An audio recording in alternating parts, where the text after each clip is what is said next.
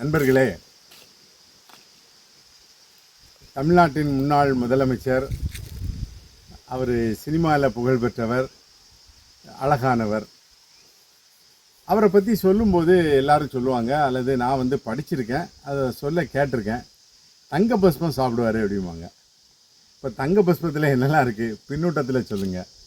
அது நல்ல வசதி படைத்தவர்கள் தங்களுடைய அழகுக்காகவும் தங்களுடைய உடல் வளர்ச்சிக்காகவும் தங்க பஸ்மம் அப்படின்னு சொல்லுவாங்க.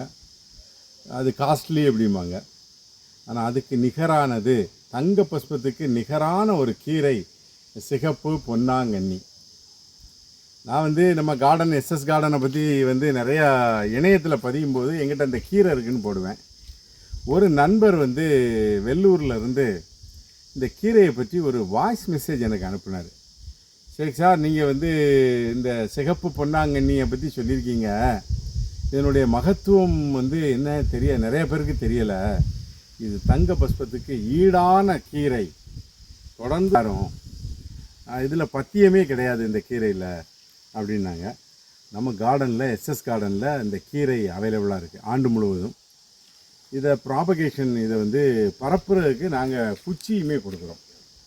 ஸோ எங்கள் கார்டனுக்கு வந்தீங்கன்னா அந்த சிகப்பு பொன்னாங்கண்ணி கீரையும் வாங்கலாம், செடியும் வாங்கலாம். நம்மளை சுற்றிலுமே நிறைய நமக்கானது இருக்குது, நாம் தான் தேடணும். இந்த மாதிரி கீரைகளை நாம் ஒவ்வொரு கீரையில் ஒவ்வொரு மகத்துவம் இருக்குது.